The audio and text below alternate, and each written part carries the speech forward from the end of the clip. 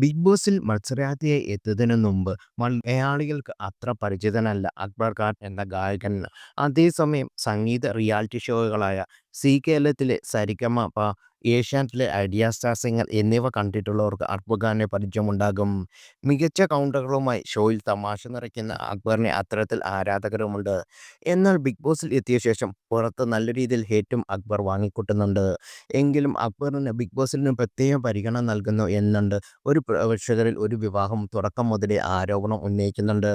Big boss ഷോയുടെ director അക്ബറിനെ നേരത്തെ പങ്കെടുത്ത ഷോയുടെ ഡയറക്ടറാണെന്നും ആ ബന്ധം അക്ബറിന് തുണയായി എന്നാണ് ആരോപണം.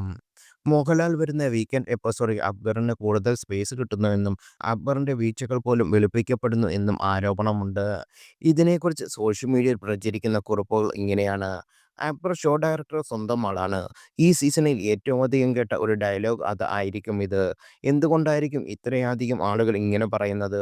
ആദ്യമൊക്കെ കരുതിയത് എല്ലാ സീസണിലും ഇഷ്ടപ്പെടാത്ത ഒരു വ്യക്തിയെ ടാർഗറ്റ് ചെയ്യുന്നു, അവർക്കാണ് കപ്പ് എന്ന് പറയുന്ന കുറേ ആളുകളുണ്ട് എന്നാണ്.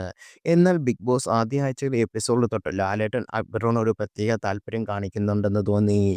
ലാലേട്ടന് കിട്ടുന്ന സ്ക്രിപ്റ്റ് അനുസരിച്ചായിരിക്കും അദ്ദേഹം അങ്ങനെ പെരുമാറുന്നത്.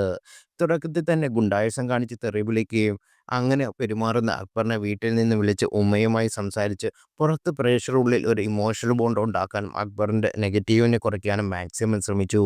അതുപോലെ തന്നെ ലക്ഷ്മി മസ്താനിയുമായുള്ള ഒരു രാത്രി വഴക്കുണ്ടായപ്പോൾ മസ്താനി അക്ബർ പലതവണ പബ്ലിക് കക്കൂസ് എന്നും ചന്തപുര മസ്താനി എന്ന് വിളിച്ച് അതുപോലെ പല വൃത്തികെട്ട വാക്കുകളും വിളിച്ചിരുന്നു. എന്നാൽ ലാലേട്ടൻ വീക്കെൻഡ് എപ്പിസോഡിൽ വന്നപ്പോൾ അതിനെ ന്യായീകരിക്കുകയും മസ്താനിയെ വഴക്ക് പറയുകയാണ് ചെയ്തത്. ഇതുപോലെ പുതപ്പ് ഡെമോ വിഷയത്തിൽ എണീറ്റുപോയ അക്ബറിനെ വാനോളം പുകഴ്ത്തിയതിനോടൊപ്പം ഇപ്പുറത്തെ സൈഡിൽ നിന്ന് എണീറ്റുപോയ ഒനീലിനെക്കുറിച്ച് ഒരു വാക്ക് പോലും പറഞ്ഞില്ല. അതുപോലെ അക്ബറിനായിട്ട് നിൽക്കുന്ന ഷാനവാസിനെ മാക്സിമം ടാർഗറ്റ് ചെയ്ത് അയാളുടെ ആത്മവിശ്വാസത്തെ കളയുകയും ചെയ്തിട്ടുണ്ട്.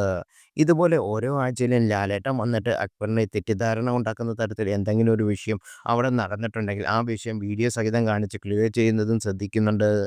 ഒരാളുടെ സംസാരം മുഴുവനാക്കാൻ സമ്മതിക്കാത്ത ലാലേട്ടൻ അക്ബറിന് കുറേ നേരം സംസാരിക്കാൻ അവസരം കൊടുക്കുന്ന പോലെ തോന്നിയിട്ടുണ്ട്. എന്തായാലും ഈ ആഴ്ച അക്ബറിനെ ഗെയിം കളിച്ച ലക്ഷ്മി, അനു, ആദില, അനീഷ് എന്നിവർക്കെതിരെ ലാലേട്ടൻ എന്താണ് എടുത്തു വച്ചിരിക്കുന്നതെന്ന് ഈ വീക്കെൻഡ്സിൽ നമുക്ക് കാണാനാകും.